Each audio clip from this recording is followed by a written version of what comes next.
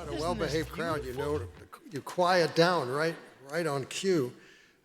Good evening and welcome. I'm Brad Graham, the co-owner of Politics and Prose, along with my wife, Lissa Muscatine. And first, I'd like to thank the staff here at Six and I for helping make this event possible.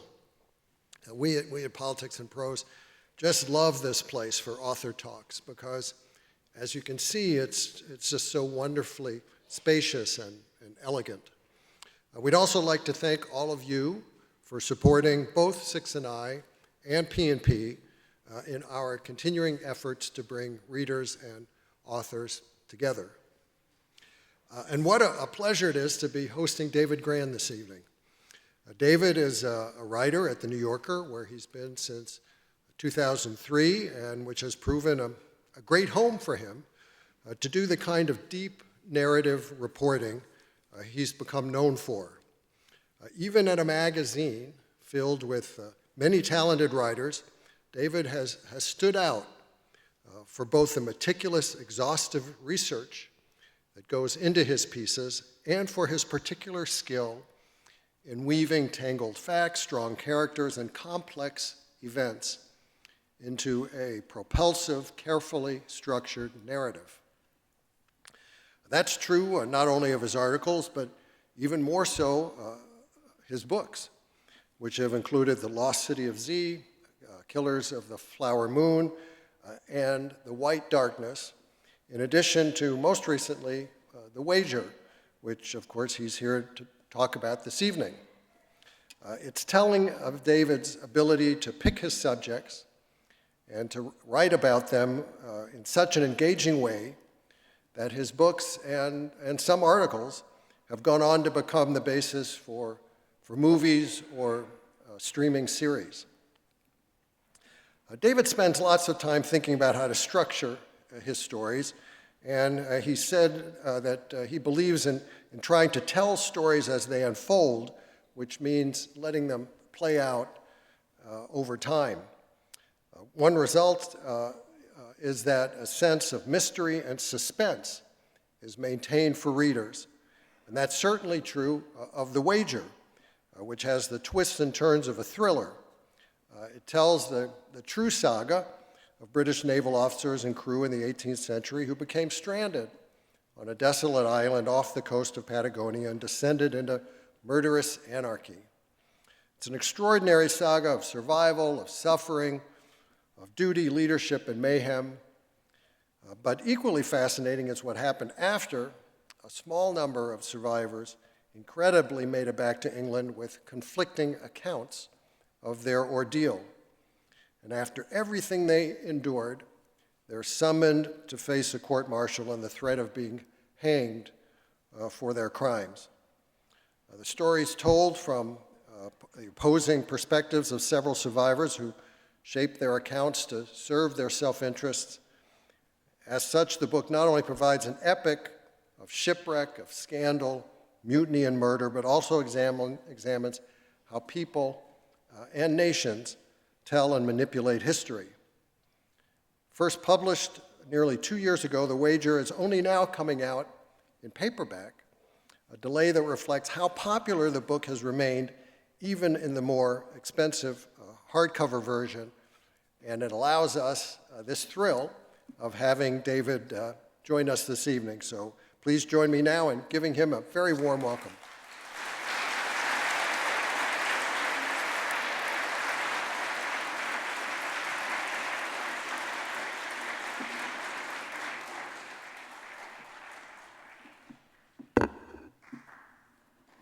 One more time. Perfect. This is just that, right? Yep.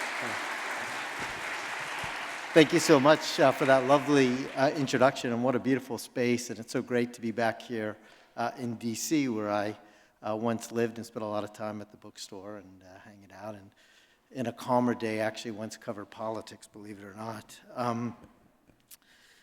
I always say that research can lead you to places you never expect. And that certainly was the case for me when one day I found myself on a small wood-heated boat off the Chilean coast of Patagonia. It was a small boat, and we were caught in a storm with these enormous waves. The ship was rolling about, and as you could probably tell from looking at me, I'm not much of an explorer. And I had just about every type of medicine to ward off seasickness you can imagine. I was like a little lab rat. You know, I had the things behind my ear and that thing band around my wrist. And I was about half drunk on Dramamine. And all you could do was sit there, because if you stood, you might break a limb. And I was still feeling increasingly nauseous as a bilge pump and jackets and other objects kept flying past me. And occasionally I would peer out the porthole of our little vessel, trying to catch a glimpse of this place that had consumed my imagination, Wager Island. Now, in case you think I'm taking a little bit of literary license in my story, I thought I would bring some video evidence for you. So here I am, and here you are now, being tossed about on our little wood-heated boat. I kept staring at that jacket over and over again as I went up and down, up and down.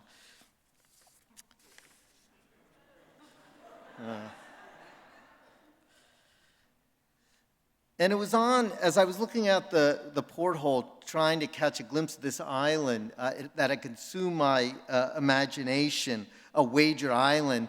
And it was on that desolate island that had taken place one of the most extraordinary sagas of human survival and mayhem that I had ever heard of, one that had influenced philosophers like Rousseau, scientists like Charles Darwin, and two of the great novelists of the sea, Patrick O'Brian and Herman Melville.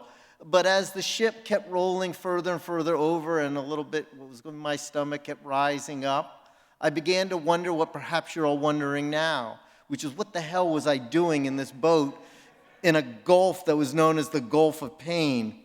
Well, the story begins, believe it or not, as many good stories do, back in 1742. It was back then that a tiny little castaway boat had washed ashore off the Brazilian coast.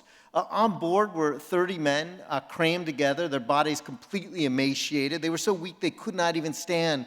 But eventually, their leader rose with an extraordinary exertion of will and announced that they were survivors of His Majesty's ship, the Wager, a British warship, and that after being shipwrecked on a desolate island, they had built this little boat out of scraps and traveled some 3,000 miles, completing one of the longest castaway voyages ever recorded. And they were instantly hailed for their courage, their strength, and for their endurance. But then several months later, another little boat washed ashore. This one on the other side of the tip of South America, on the Chilean side. This vessel was even smaller. It was just a little wooden dugout. It had a sail that was stitched together from ripped blankets. And on board were 3 survivors of His Majesty's ship, the Wager, one of whom was so weak, he was so delirious, he could not even recollect his own name. But after they recovered, they told a very, very different story than those who had preceded them and gone to Brazil. They said those men were not actually heroes. They were mutineers. And in the controversy that ensued, with allegations being lobbed back and forth, it became clear that while they were stranded on that desolate island, they had slowly descended into a real-life Lord of the Flies with warring factions and mutinies and counter-mutinies and abandonments and murder and, a wee bit of cannibalism, too. And the survivors and the leaders, along with their allies, when they reached England, were suddenly summoned to face a court-martial. And Joan Didion famously said, "We all tell ourselves stories in order to live." But in their case, it's quite literally true, because if they don't tell a convincing tale, after everything they've been through, they could be hanged.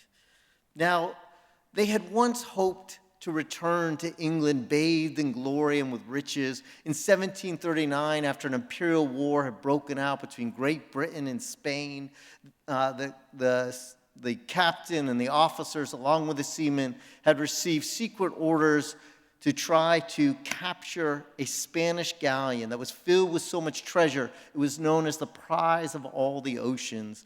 Believe it or not, that was part of the war mission back then. It had a real whiff of piracy. And each of the seamen was promised a share of the treasure if they were to capture it. And the wager was part of a squadron of 5 warships, along with a scouting sloop and 2 support supply ships.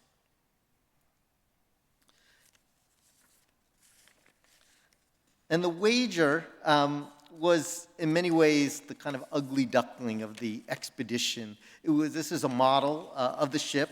It was a little more than 125 feet long. It had 3 masts. It could fly 7 sails. More than a dozen sails at the time. And in many ways, these ships were the engineering marvels of their day. They were designed to both be murderous instruments, but also to be the home where hundreds of seamen would live together as a family for years at a time. Yet for all their sophistication, they were also very vulnerable because they were made primarily of wood. And so they were susceptible to the elements of storm and wind and sea. A single warship could take as many as 4,000 trees to build. I found one letter of a complaint from some of the wood that was actually coming from the American colonies at the time, complaining of deforestation, that they were losing all the forests for all the wood that was going to build these ships. And the squadron was struggling to get out of the ports in England. They were laid up in what was known as Rotten Row, waiting for the wood to be replaced. They also needed to be loaded with countless supplies. Because this expedition was expected to last as long as 3 years, they needed tons and tons of provisions, including some 40 miles of rope on a single ship, some 15,000 square feet of sails, and a farm's worth of animals, including goats and pigs and cattle, which were extremely uncooperative on getting on board. But most of all, what they needed was men, skilled seamen and officers, some 2,000 of them to man the squadron.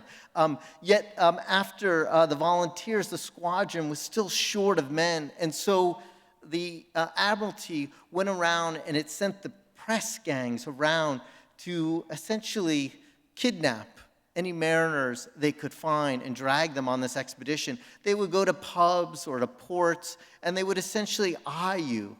And if you had any of the telltale signs of a mariner, like a checkered shirt, or they would even inspect your fingernails, and if you had a little bit of tar under your fingernails, tar was used on a ship to make everything water resistant, they would know that you were a mariner, and they would take you. But even then, the squadron was short of men, and so the Admiralty went so far as to go to a retirement home for soldiers and seamen and round up retirees in their 60s and 70s, who were 60 and 70 years old, many of whom were missing an assortment of limbs. Some 500 of them were taken on this expedition. Some were so weak they had to be lifted on stretchers onto the vessel. And the British Navy was known for its ability to kind of coalesce seamen into a band of brothers. But the challenge on these ships, and especially the wager, was extremely challenging because so many of the men were pressed. And on these ships, you had people from all walks of life. You would have dandies and aristocrats who would be the officers. You would have middle-class professionals who might be the gunners or the surgeons to treat patients. And then you would have paupers and rural farmers and free black seamen.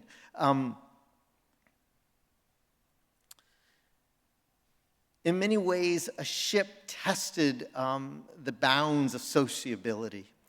At last, the squadron finally, nearly a year after the war had broken out, finally departed England on its expedition. And this drawing is really interesting because it was actually made by an officer sketched in the squadron. You could see what the wager looked like. The larger ship was the Centurion, which was the flagship under the command of George Anson.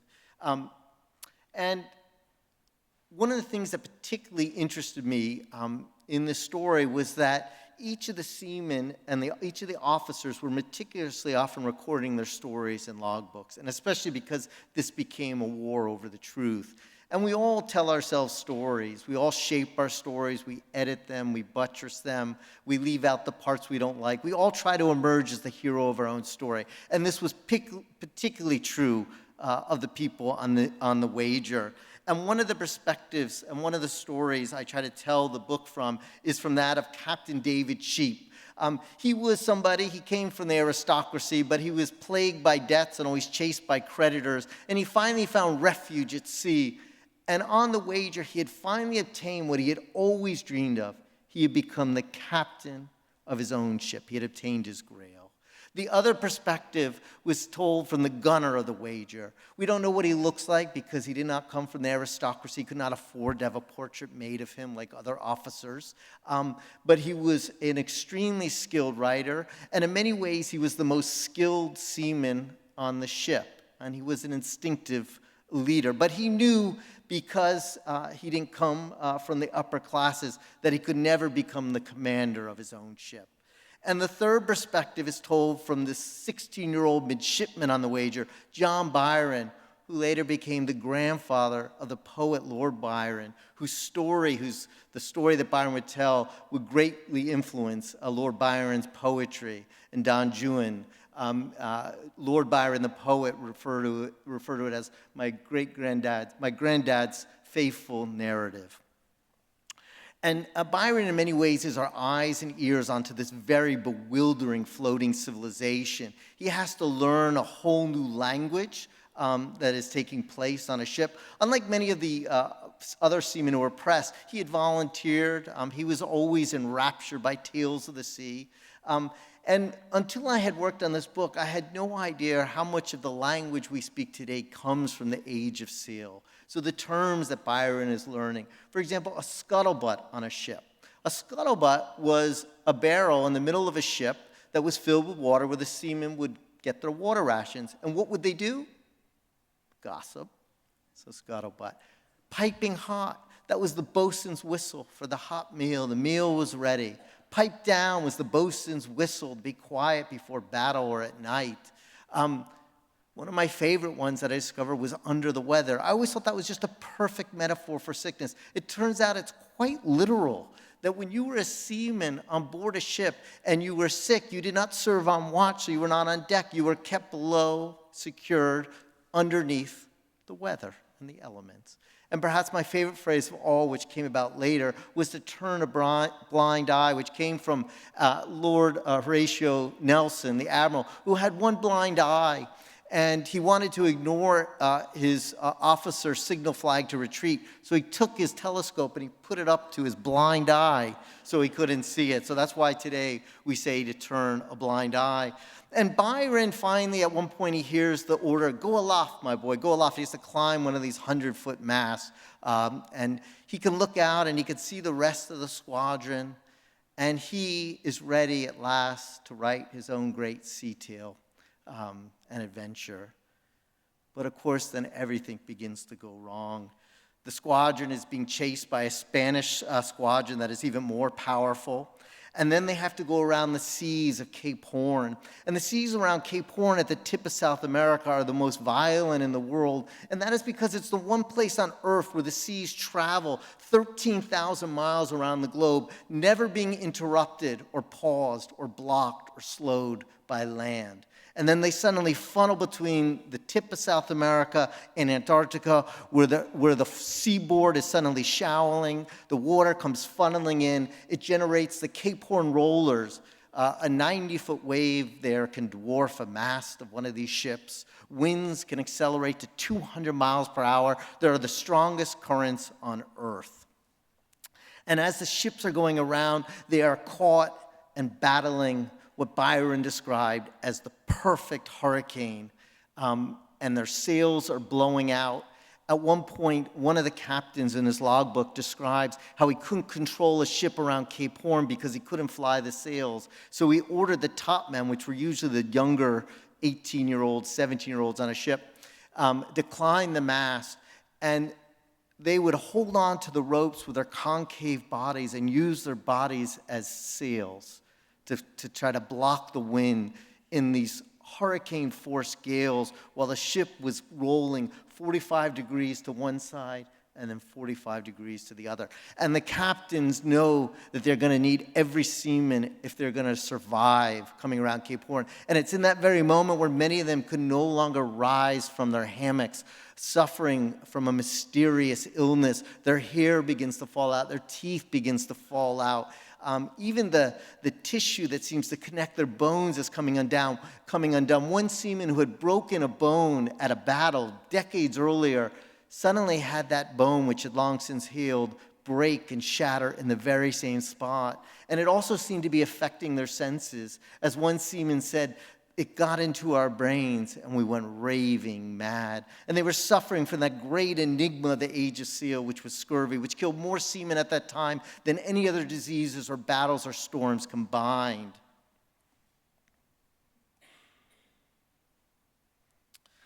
Hundreds and hundreds of the seamen were thrown overboard. As Lord Byron, the poet, would later describe it, unknelled and uncoffined and unknown into the sea. And the ships are desperate to stay together because they know if they get separated, there'll be nobody there to save them. Of course, they can't communicate the way we would today with our iPhones or whatnot, or walkie-talkies, but they would fire blanks in their cannons to signal where they were. But in the storms and the gigantic swells, all the ships eventually scatter, and the Wager and its new commander, David Cheap, is left to its own destiny. And Cheap manages to get the ship around Cape Horn, but eventually they get caught in the Gulf of Pain. They have no way of knowing their precise longitude.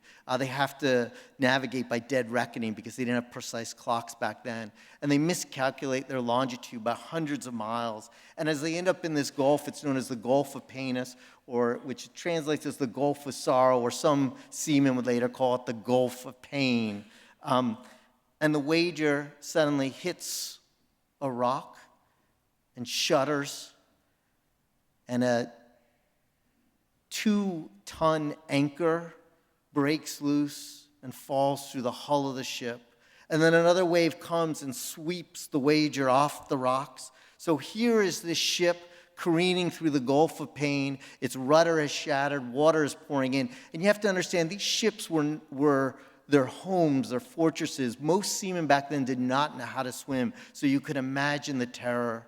And as they careen through this harbor with no way to steer, they eventually collide into other rocks, and the ship begins to completely break apart. The decks cave in, the cabins cave in, water is surging upward, rats are scurrying upward. Those who were suffering from scurvy, who were too weak to get out of their hammocks, perish. But miraculously, the ship did not completely sink, at least yet. It became wedged between these pillars of rocks. And so the survivors, including John Bulkley and Captain Cheap and John Byron, they climb up to the remnants of the ship and they peer out in the mist, and what do they see? They see an island, what's now known as Wager Island. I think, well, this might be our salvation. And about 145 of the survivors from the ship managed to get there. And of course, sadly, that's where the real troubles began. The island turns out to be windswept. The trees are on 45-degree angles, cold, it's wet, and they can find virtually no food. There are no animals on the island. They exhausted a supply of some clams or mussels, but they quickly exhausted that supply. They did find some celery, which did, unbeknownst to them, they didn't understand why, but it had vitamin C, which is all you need to cure scurvy. So it did help with their scurvy. And here you can see some engravings from the 18th century of the wager and the castaways on the island. Here you see an engraving of what was known as Mount Misery.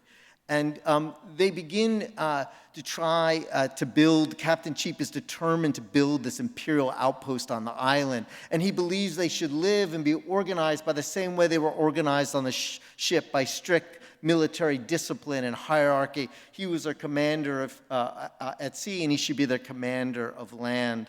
But as they cannot find food, they slowly begin to break into these warring factions. And at one point, out of the mist, there emerges a canoe, a couple canoes, and on board were some indigenous Patagonians. And they were known as the nomads of the sea. They were the Carasquar. And the Carasquar had lived in this region for thousands of years. And so they had adapted really well to the extreme conditions. They always kept a fire going, even in their canoes. They knew where to find food that was often scarce in the area. They lived almost exclusively off marine resources. And they spent more than half their time in their canoes. And they offer a lifeline to the castaways. But the castaways, because of prejudice, mistreat some of the Carasquar. And at a certain point, the Carasquar just kind of say, oh, you know, we're out of here. And they disappear one morning. And at that point, the castaways descend into even a more Hobbesian state of depravity. What was really interesting, though, even as they were breaking apart, they would hold and they would have these intense philosophical debates about the nature of leadership. Should Cheap still be their leader because he was appointed by the hierarchy and by the class system? Or could someone like Bulkley, that instinctive leader in this democracy of suffering, suddenly emerge as a commander in his own right? And Bulkley would use phrases that would later resonate in the American Revolution. He would try to stir the seamen and the castaways using phrases like liberty and happiness. Now, at a certain point, some of these castaways do make it back to England. And I know some of you haven't read the book, so I won't spoil the kind of unfathomable saga, but the saga of even these castaway voyages are really quite extraordinary. And there in England, these survivors from the warring groups are summoned to this military tribunal, this court-martial. And so they release their stories, they publish them. These are some of the early bestsellers in a way. And each of them is trying to shape their story and to persuade the Admiralty that what they did was right. And of course, they are desperate not to be hanged.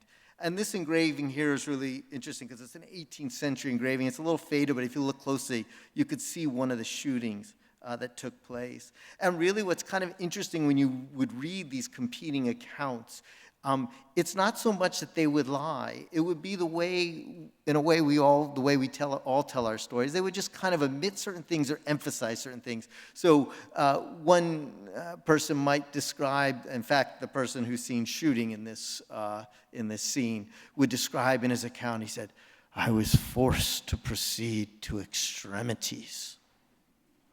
Well, sounds kind of German. And you're like, okay, what does that mean? And then you pick up John Byron's account of the 16-year-old midshipman, and he writes, oh yeah, he shot him right in the head, and he bled out in my arms. Here you can see a slightly more modern depiction of that.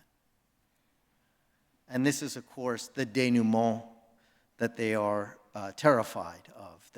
So after waging this furious war against the elements, I mean, some of them, it would take them 6 years before they got back to England. 6 years. Some of their family members don't recognize them.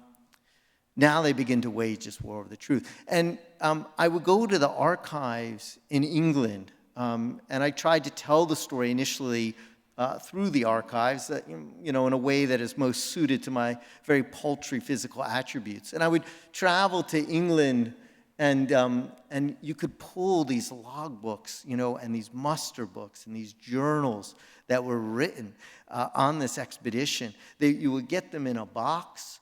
You would open the box, and you would inhale this dust. I mean, quite literally, it was usually a purplish dust because it was the binding that was disintegrating and breaking apart. And then you would take them and you would lay these books on pillows so that you would not further damage them.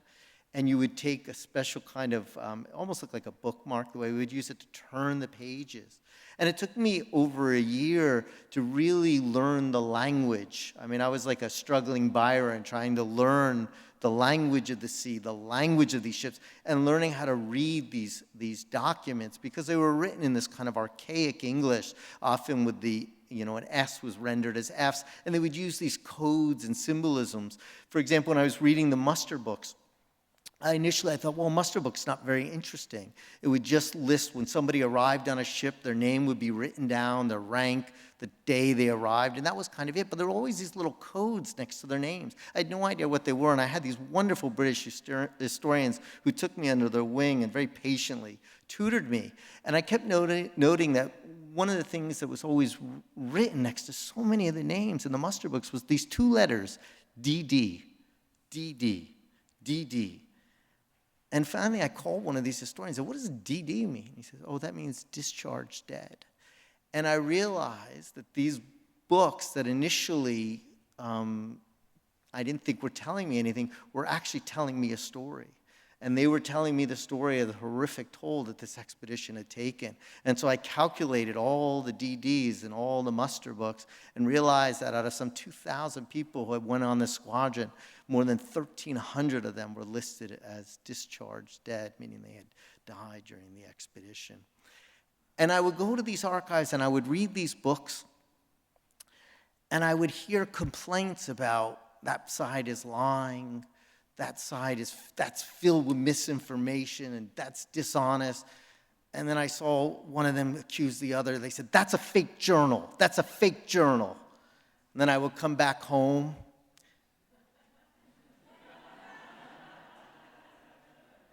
Read my newspaper, turn on the news, fake news, alternative facts.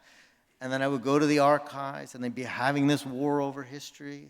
And we come back, and we're having these same battles. And so I realized that this weird little story was like a parable for our modern times.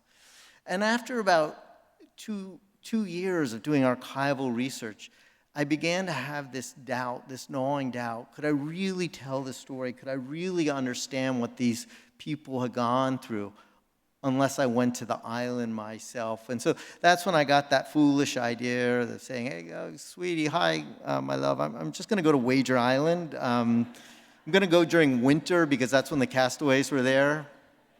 And I found a Chilean captain who said he could take me there. And he sent me a picture of the boat. And I don't describe this in the book, so I want to tell you a little bit about the journey because it informs so much of your writing, and I think it tells you a little bit about the nature of research. So I found this. He sent me this photograph of the vessel, and it looked pretty good. I don't know, I don't want to date myself, but it looked like something out of Jacques Cousteau. And I thought, okay, this is fine. But then when I got there and I discovered our boat was actually really pretty small. Now, when I say it was wood-heated, it was wood-heated, meaning it was heated by a wood stove. And it was, they were very kind. They gave me the nicest cabin on the vessel. In fact, the captain slept out by the wheel. He just slept on a cushion.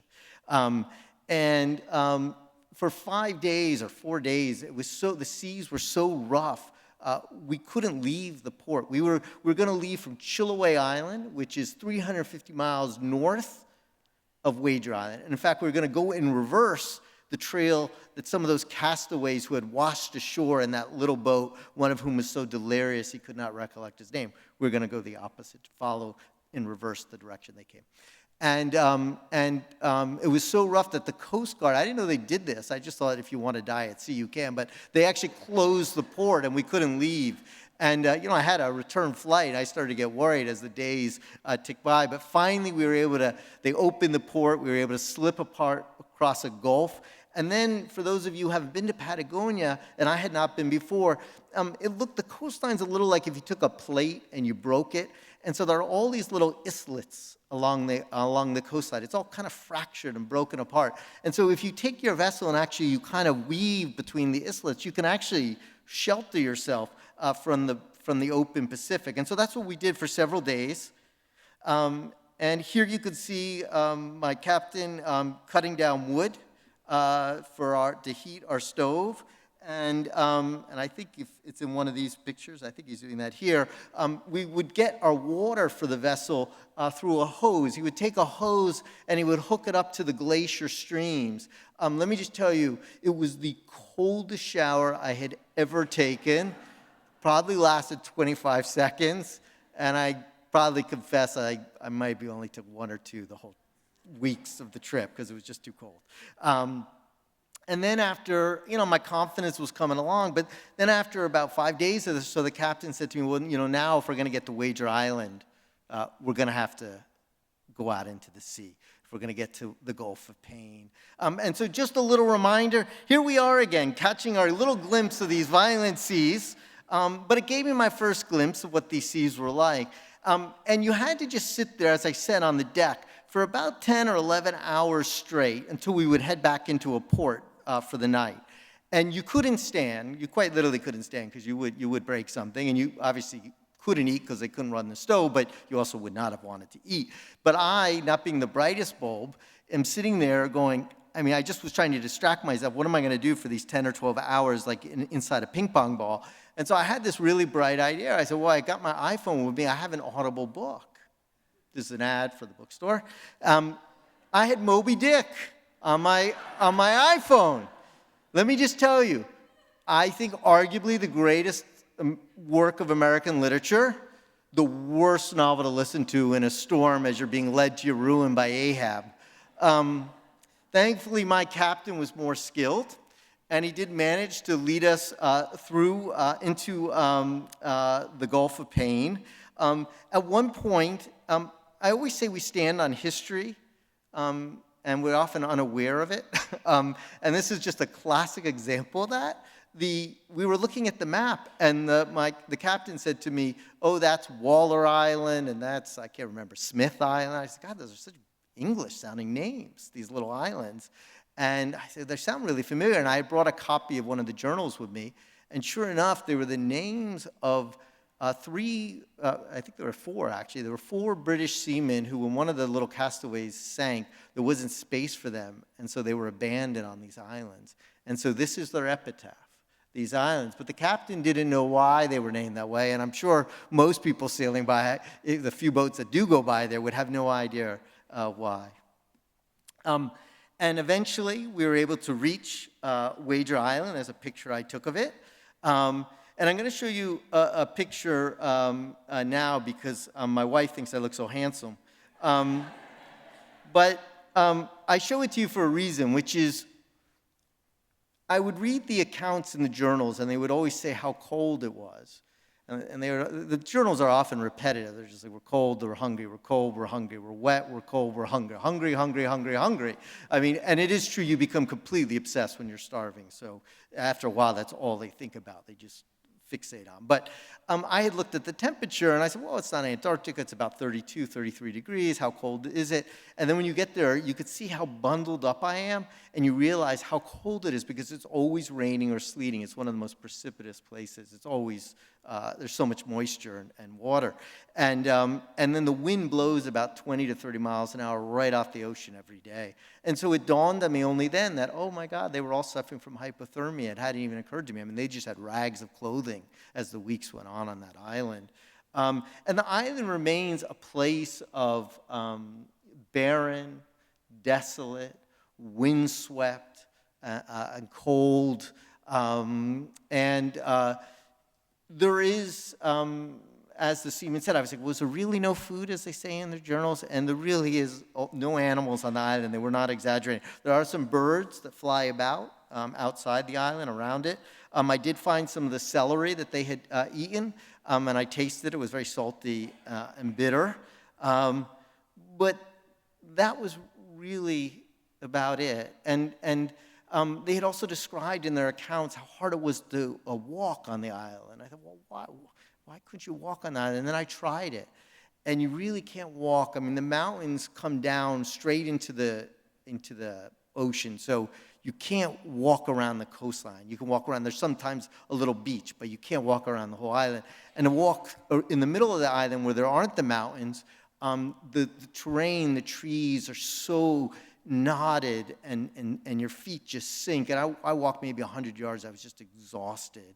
And I could finally understand after this trip why this British seaman had described the island as a place where the soul of man would die in him. And I could finally understand that. I thought, well, my soul would die in me here.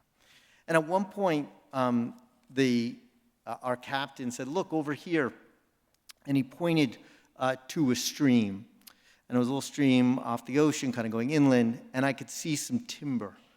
And the timber was about 5 yards in length. They were bound together not by nails, but by wooden pegs. And they are remnants of an 18th century warship believed to be from His Majesty's ship, the Wager. And we knew what they were because a joint Chilean and British expedition discovered them about a decade earlier and identified them.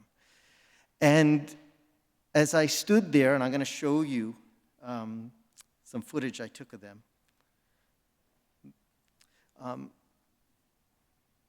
this is really all that remained of that ferocious struggle. And as I kept staring at this timber, I kept thinking about how important it is for us to reckon with our history, to honestly tell our history. This was something that I was greatly interested in after working on Killers of the Flower Moon, about these very sinister crimes of the killings of members of the Osage Nation in the early 20th century for their oil money. And this was a history that had largely, outside the Osage community, been erased from our consciousness, erased from our conscience. And I thought about that, and I thought about the Wager as well, because after the castaways had gotten back to England and they began to tell their warring stories, the authorities began to think, do we like any of these stories? They make us look like brutes, not like gentlemen. And they undercut the central claim that the British Empire used to justify its ruthless conquest of other peoples, that their civilization was somehow superior to others. And so what do? They begin to manufacture and tell an alternative history, their own mythic tale of the sea.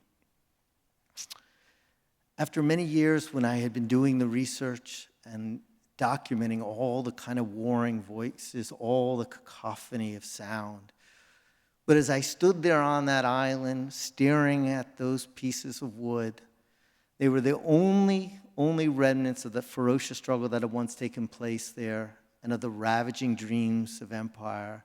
And for once, the only sound I could hear as I stood there was the eternal hush of the sea. Be happy to answer your questions.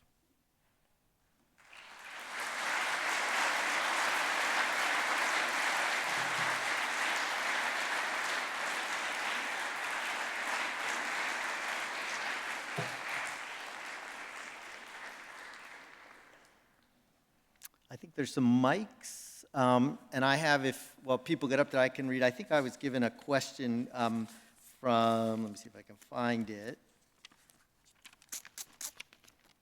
Where is it? Here it is. From some of the virtual audience. And one of the questions was, I was really compelled by the story of John Duck, the free black man on the ship. Has any new information about his story come to light since publication? Were there many black sailors in England at the time?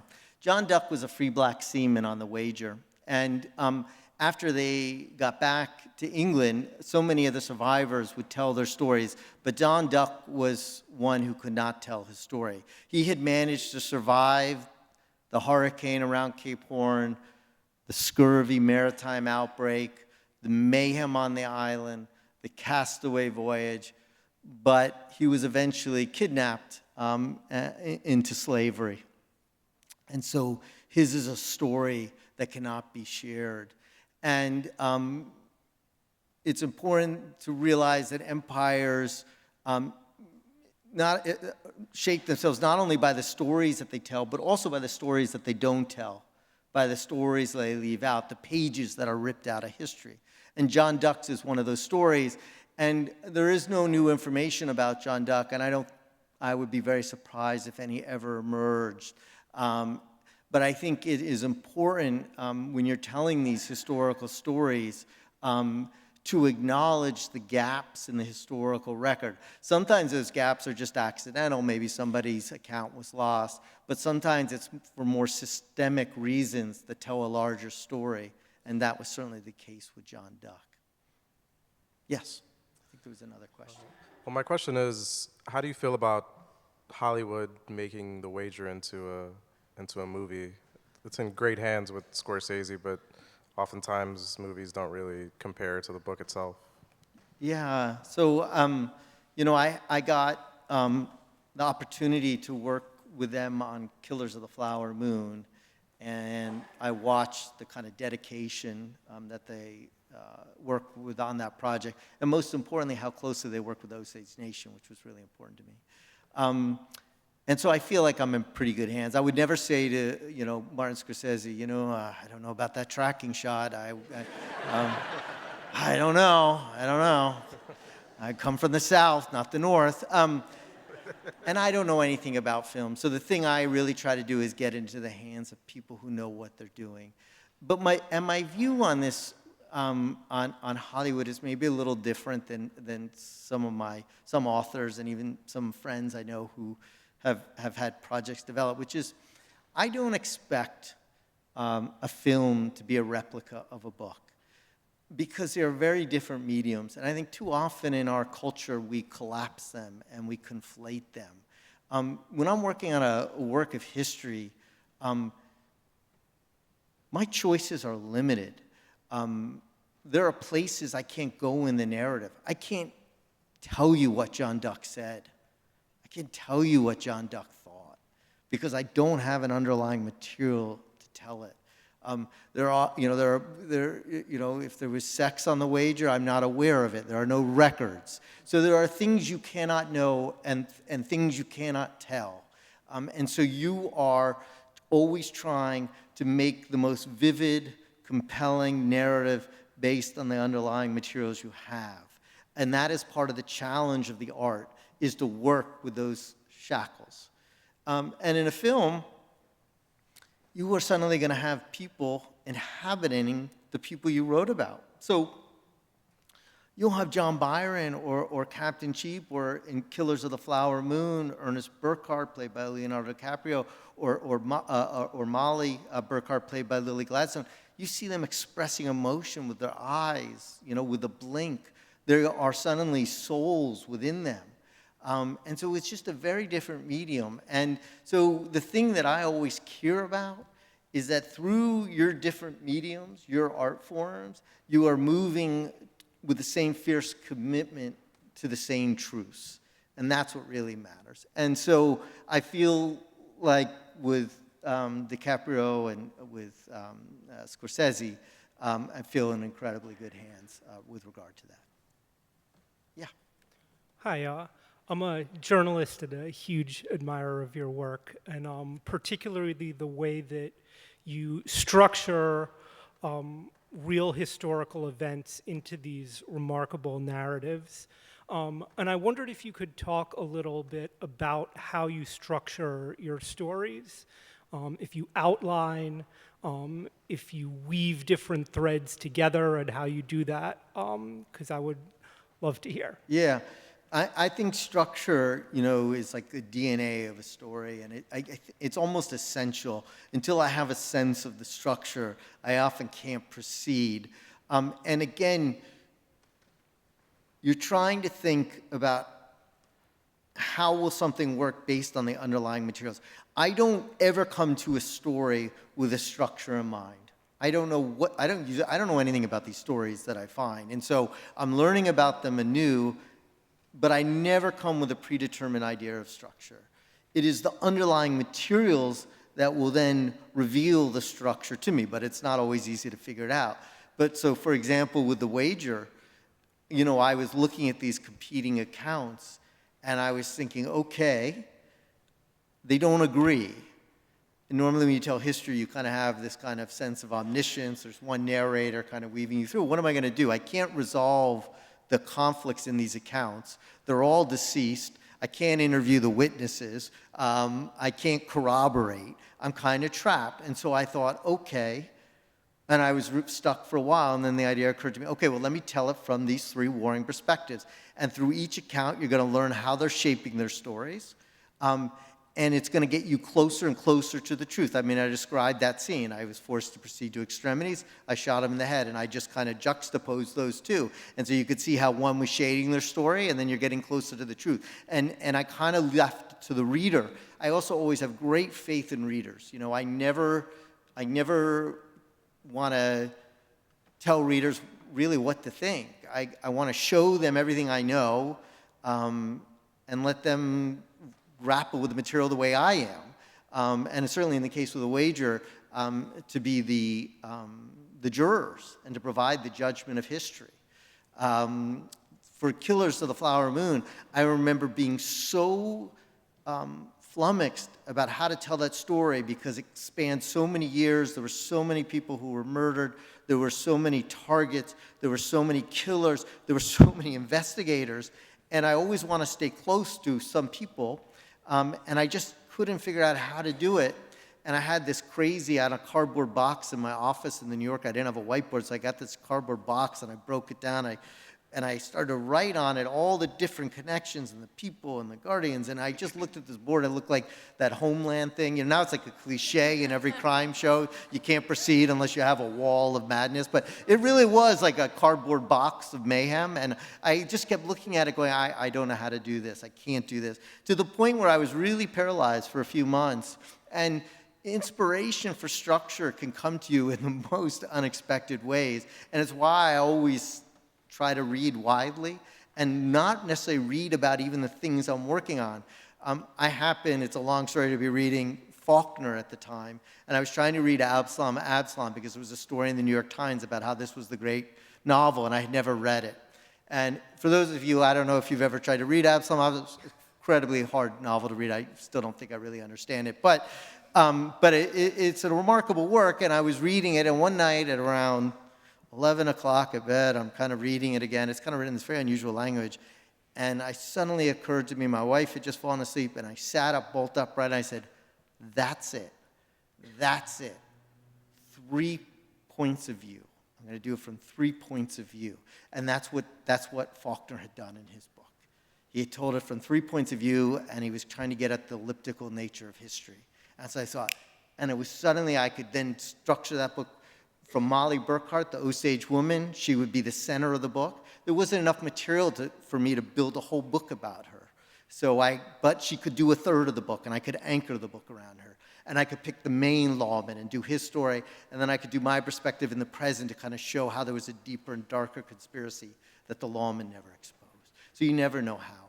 I say I think the two kind of, sorry, I can prattle on too much about this, but the two things I think that are most important and is one, I do always try to tell history as it's unfolding through the people. And people sometimes say, well, how do you build mystery and suspense? And I say, I just tell it in chronological order. And if you look at most of my stories, they're just told in chronological order. I mean, usually there may be a teaser, like a prologue, but then it just goes back in time, and I just tell the story. Because life is a damn mystery. And let's say if you're on The Wager, you don't know what's going to happen every minute. You don't know if you're going to hit a wave. You don't know if you're going to be a castaway. You don't know once you're a castaway if you're ever going to get back to England. So tell it as it's unfolding, but not with the power of hindsight, like a detective who knows the answer to the mystery. Don't go right. Don't go right. Write it for the person who doesn't know he shouldn't go right. And that has enormous power and suspense. Thanks. I'm there. kind of blind, so a blind reporter's never good. So just ask the question because I can't really see where anyone is. Great. My name's Catherine. I'm also a journalist and really appreciate your work. I'd love to hear more about the initial inspiration and initial research when you're finishing a project and know you're looking for the next book or the next idea. What that looked like for you between City of Z and Killers of the Flower Moon, and then from Killers of the Flower Moon to The Wager.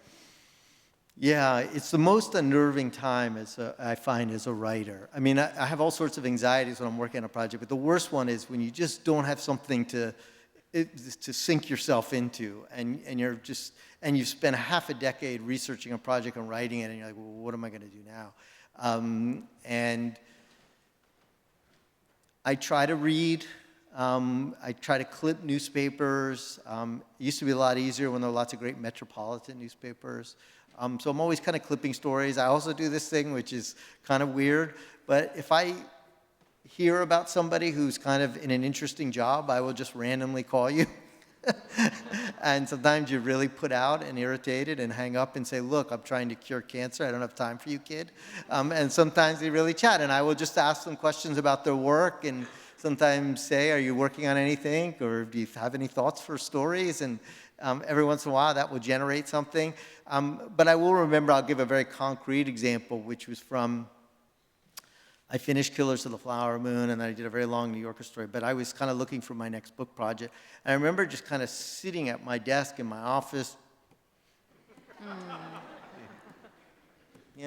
get some coffee. And this kind of went on for days, and I was just kind of, and I was thinking about things I had thought about, and I just couldn't think of it. And finally, I was like, okay, this cannot be a passive process. The story won't come to you if you don't go look for it. And so I thought to myself, well, what interests me? What interests me? And I said, well, I've always been kind of interested in mutinies. And I thought that's kind of an interesting subject because it's a weird form of rebellion. It takes place in a military organization, something that is designed to impose order, and then it suddenly disorders. So are they kind of extreme outlaws, or was there something rotten in Denmark that justifies the rebellion? So I just thought, well, that's kind of interesting in literature and whatnot. So I started reading everything about mutinies, and somehow I was online reading something, and something led me into a British archive. I think it was a British library, and it had a digital scan of John Byron's account. Because I'd never heard of John Byron. I'd never heard of The Wager. So I start looking at this account. It was faded to prose. It was written in this kind of, again, old English with the F's and the S's. And at first, you're like anyone. You're like, boy, this is much less interesting than Twitter. What am I doing? And you're kind of looking at it, and you're trying to pay attention. But then you're like, oh, wow.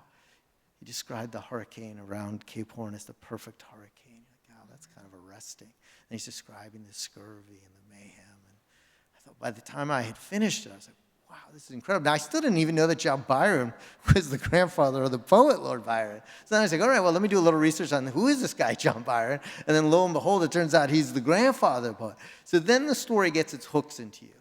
And then you go through, but then you have to go through kind of these thresholds to try to see whether there will be a book. The first threshold question is, okay, this is really interesting, but could I really tell it as a narrative? Because I'm trying to get as close to people's consciousness as possible. I'm not trying to write an article like I once did, or even a Wikipedia entry. I'm trying to have something that is going to really tell a story.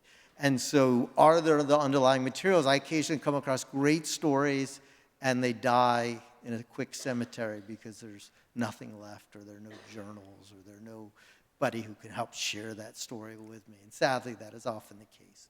And in this case, there were.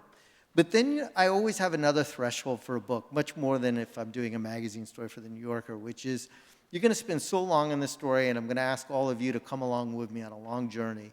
And so it has to be about something.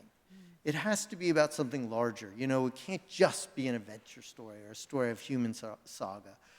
When I looked in The Wager, I was like, okay, this is telling me a lot about the nature of society, about the human condition, which gets tested on that island. It's like a laboratory that eventually reveals the human condition, both the good and the bad.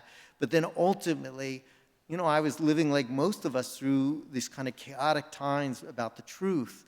And in many ways, I would have loved to have told that story, but I didn't know how I could ever tell the contemporary story. And I suddenly thought, wait, there's kind of a way for me to address these themes and issues. And so I suddenly thought, okay, this story has those three dimensions. It's got me, I'm hooked, it's got materials, and it's about something. And so then you go on your way. But that fallow period in between is very unnerving, and it can go on for months and months when you look. I mean, it's sometimes even a year looking for the next book project. My question for you is do you ever find it difficult, especially with Killers of the Flower Moon, The Wager? You know, you're writing about some very dark themes and about human nature, and do you ever find that, especially given how much time you're spending on each of these works, do you find that challenging? You know, I guess my other question would be, what is the most challenging part of writing these stories from a human or an emotional perspective? Yeah. So, you know, you do spend a lot of time and you get to know people. And it kind of depends on the story. I mean, with Killers of the Flower Moon, I began to collect photography. Photography had never been something I really paid much attention to in my books. I mean, sometimes you would have photos in your book, but it was nothing I really thought about. When I was working on Killers of the Flower Moon, I often felt like I was chasing history as it was vanishing, as Osage elders were dying, or parts of history had been erased. And so I started to collect photographs of the victims, and I put them up in my office. And initially, I just had a handful of the family members of Molly Burkhart who had been murdered. But as I began to realize how broad and how sweeping this conspiracy was, and how many victims there were, my wall of photographs continued to grow. And it was always, to me, actually kind of important, because it was kind of a reminder of kind of what I was doing each day. I'd walk in my office and I'd see the photographs and go to work, and it was just kind of a reminder. You know, I think sometimes we can fetishize our job as reporting. You know, the pain is not our pain, it's the pain of the people you write about who suffered real traumas. But, you know, researching and writing, I find it all challenging.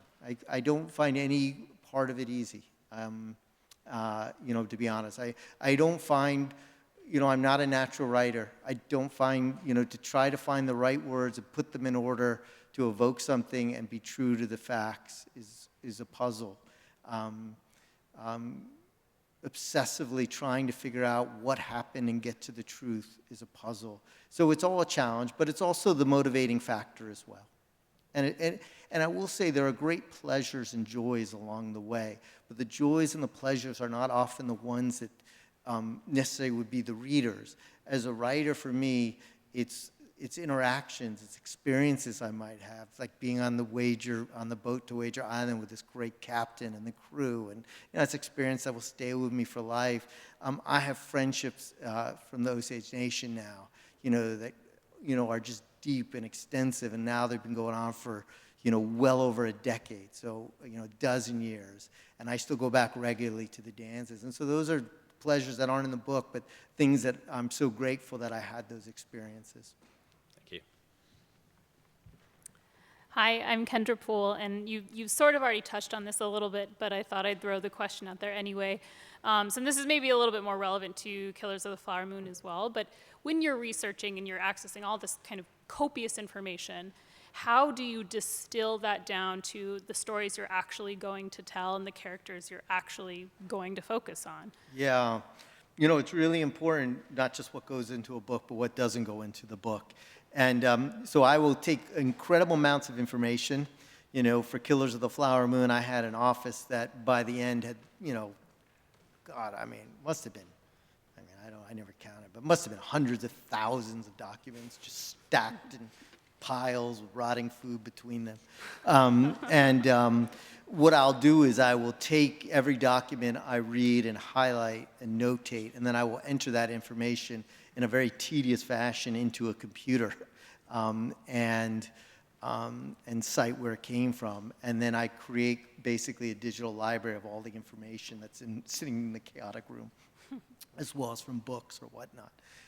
And then I will begin to organize that material around outlines. But the choices you make are important. So who do you decide to focus on? I mean, for Killers of the Flower Moon, to me, Molly was so central, such a central figure. And so telling her story, even though it was so challenging, was so important to me. But I will say that the level of obsession and mastery of material leads you often to go off the rails. And so I have what I call the God No file. What is the God No file? The God No file is when I finish a chapter of my book. My first reader is my lovely wife, Kira, who's a journalist and a lot smarter and saner than I am. And I give her the chapter to read, and then I tiptoe away, and in my anxiety, kind of peer out how she reads. Is she marking pages? What's she doing over there on the couch? And then inevitably, I will hear suddenly she says, "Oh God, no." So a classic "Oh God, no" came in the first chapter of The Wager, when I had spent months and months learning how you build the ship. I could tell you how the wood was bent and transported and pieced together, every worker and piece of labor, how the wood was floated down the rivers from Holland and brought over to England. And she's just like, "Oh God, no." And that 20,000 words of me building The Wager, which you will never read, will get distilled to maybe 500 words or 1,000 words of the best, most telling facts. And so I have a file at my desk which is filled with all the God know sections of my books that are left out. Because you want the book, you don't ever want the reader to be aware of your reporting. You know, that you're not there to like, "Oh, look at all my research." And you also don't want to bore them to tears. You need enough information to bring them along so they understand the world that they are in. For me, it was really important for The Wager. I realized I was going to have to build this world before the world was destroyed. You couldn't know the destruction of the world on Wager Island unless you knew what this floating civilization was like at sea and where they came from and what it was like. What was the world they were leaving behind? But I had to do that crisply and not overwhelm it. So part of it is, I used to get very upset by the God No file, but now I realize it's just part of the process. I need to do that amount of work so that I can then really fluently, crisply tell you about the building of the ship, but not belabor it, because I understand it so well now to do it. So you have to kind of have the writing brain and then the editing brain. I hope that answered your question. That did. Thank you. Yeah. All right, we have 3 more questions over Okay. at this microphone, and then we're going to be finished with that. So go ahead. Hi, I'm Kelly. I think my question follows up on that one pretty well, which is, what is the most interesting thing to you that you had to leave out? Was there anything that haunted you that you had to leave out, both on this and Killers of the Flower Moon? Maybe apart from the shipbuilding details. Yeah. Well, yeah, I think the most, the challenging, the hardest parts are the parts where, you know, it's not the small details. You know, you research a story, you pursue every lead, and there's always going to be some little details you don't know. You know, I mean, I love little details, so, you know, maybe I won't ever learn the kind of cigarettes you smoked, or the tobacco you were using, or maybe I won't know the gun you fired, the precise flintlock you used, or something. But I can get most of the details, enough to convey the scene. But it's the kind of stories that are let out. So I think for The Wager was the story of John Duck. For me, that was just a painful, anguishing gap to not know and ever get his testimony and know that his testimony is probably lost to history. And in Killers of the Flower Moon, I had begun that story thinking it was about this kind of singular evil figure who had committed these crimes along with a few henchmen, because that was the theory that the lawmen had propounded after they caught that figure. But over time, I began to realize that there was really a story about a culture of killing, and that there were many more of these other crimes. And when I was in, visiting the Osage Nation, I would learn about these cases of these mysterious deaths, and you know, so many Osage elders would give me records and say, you know, I've obsessively tried to figure out who killed my relative. Could you help? Could you help? And that happened several times. And I would look into those cases with this great kind of weight and sense of responsibility. And yet I couldn't find the answers, because in many of the cases, well, in all the cases, or in too many of the cases, the evidence had been covered up. There had never been proper investigations. The murderers were deceased and the witnesses were deceased. And so that to me was a horror, but I made it one of the themes of the book. One of the themes was that horror of not knowing, that the perpetrators had erased not only their victims, but also their history in many cases. Good evening. I really enjoyed the book. When you said that this is an exploration of the stories that we tell and the things that we may omit or the things that we may embellish to further our own agendas, it reminded me of the larger maritime conflict that the Wager and the Wager's voyage was a part of, being the War of Jenkins' Ear, probably my favorite name for a maritime conflict of all time, which was also started by a story. Yes. And I wonder how many varying accounts of the maiming of Robert Jenkins there were out there, and how likely it is that Robert Jenkins was actually attacked and maimed by the Spanish, or whether that was a fabrication to justify this mercantile rivalry with Spain. Yeah, it's such a great question, and you definitely are, you really understood that. It was, so the war, for those of you who haven't read the book, it's the war, which I didn't get into, but I get in the book, but it's the War of Jenkins' Ear. And it was a story that kind of surfaced, and there was this great public outcry that this British seaman had been on a merchant ship in the Caribbean area, and that the Spanish, who were trying to kind of control trade in their colonies in the Americas, had boarded his ship and cut off the ear of this captain. And so there was this rallying cry for this war that went out. And an ear for an ear was said, an ear for an ear. And then as you kind of dug into the history, you learned that it was a little like the Gulf of Tonkin with the Vietnam War, that the origins were a little bit, not just a little bit, they were murky and exaggerated. And there was even some later allegations by some historians that this had never occurred at all. The more I researched, the more I realized or came to believe that yes, there was a seaman, Jenkins, his ear was cut off. There was an early account. But the account had happened years and years earlier, had never caused an outcry at the time. But when the proponents of an imperial war seized on this old story and then trumpeted it and turned it into a kind of propaganda rallying cry to justify the war. Thank you.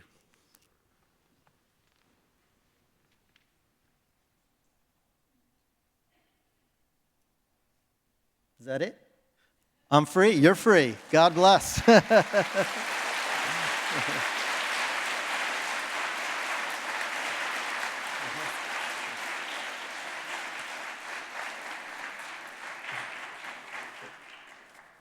right, thank you so much to David Grann, and thank you all for joining us. If you'd like to stay for the book signing, either to have your name added to the book that you brought tonight, or if you've bought any of David's past books, just stay seated and we'll call you up shortly.